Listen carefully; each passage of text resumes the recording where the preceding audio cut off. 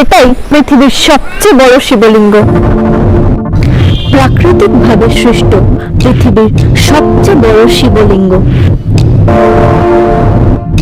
শুধু তাই নয়, এই শিবলিঙ্গের আকার বছর বছর সময়ের সাথে সাথে বেড়েই চলেছে। কোথায় রয়েছে এই শিবলিঙ্গ, কিভাবে এখানে এসে পৌঁছবেন, সব বলবো, সব দেখাবো।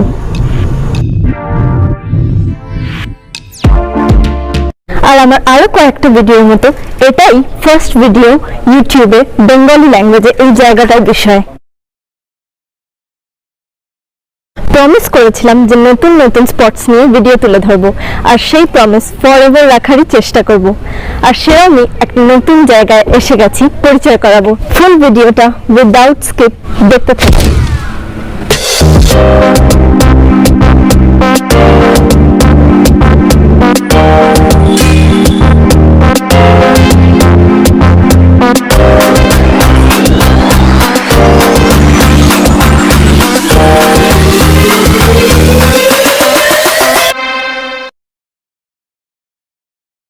দাঁড়িয়ে আছি বিশাল ভূতেশ্বরনাথ শিবলিঙ্গের সামনে।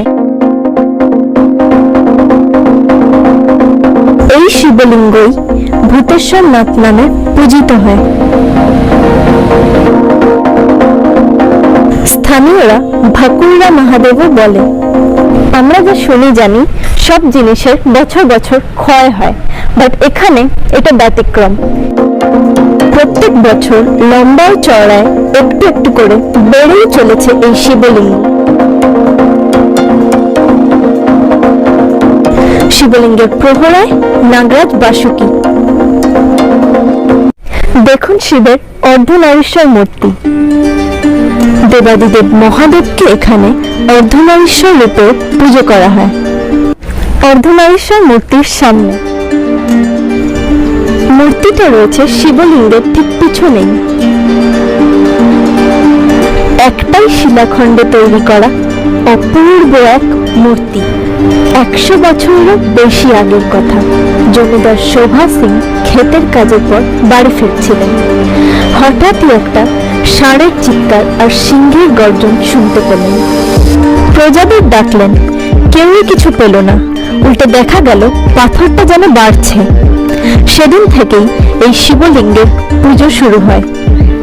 সেই শিবলিঙ্গই একটু একটু করে বড় হয়ে হয়ে আজ লম্বায় 18 ফুট আর চওড়ায় 20 ফুটে পৌঁছেছে।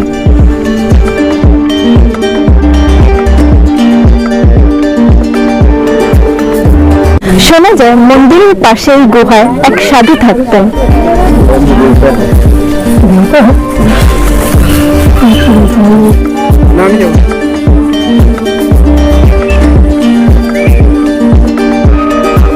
বহুদিন পর মারা যায় সেই সাধু।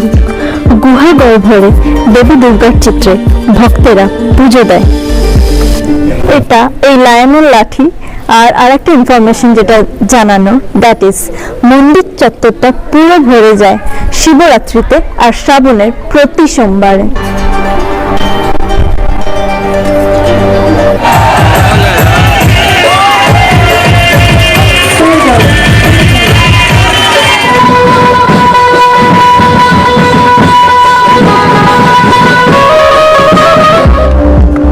প্রতি বছর গভর্নমেন্ট অফিসাররা মাপ নেয় এই শিবলিঙ্গের, আর শিবলিঙ্গটা বাড়ছে বছরে 6 থেকে 8 ইঞ্চি করে। কখনো বা প্রকৃতিও জল প্রদান করে এই শিবলিঙ্গে। মাটি থেকে জল উঠতে থাকে। আর এক মতে শিব দুর্গা নানান মুনি ঋষি আশ্রম ঘুরতে ঘুরতে এখানে এসে শিবলিঙ্গ রূপে নিজেদের স্থাপন করেছেন। ছত্তিশগড়ে দ্বাদশ শিবলিঙ্গের একটি এই ভূতেশ্বরনাথ রয়েছে গড়িয়াবন্দে। গড়িয়াবন্দ বাস স্ট্যান্ড থেকে মাত্র 3 কিলোমিটার দূরে মারোডা গ্রামে এই শিবলিঙ্গ। রায়পুর থেকে দূরত্ব 95 কিলোমিটার। গাড়িতে 2 ঘন্টা, বাসে 2.5-3 ঘন্টা সময় লাগে। দেখুন কত মানুষ আসছে এদের দেখতে। গড়িয়াবন্দ থেকে দিনের দিনে ঘুরে নিন আর এক অনবদ্য টুরিস্ট স্পট। প্রতিদিন বিকেলে সন্ধ্যা আরতির আগেই ওরা চলে আসে এখানকার প্রসাদ খেতে। কোথা থেকে কিভাবে সেখানে পৌঁছবেন জানতে আমার আপকামিং ভিডিওয়ে নজর রাখুন।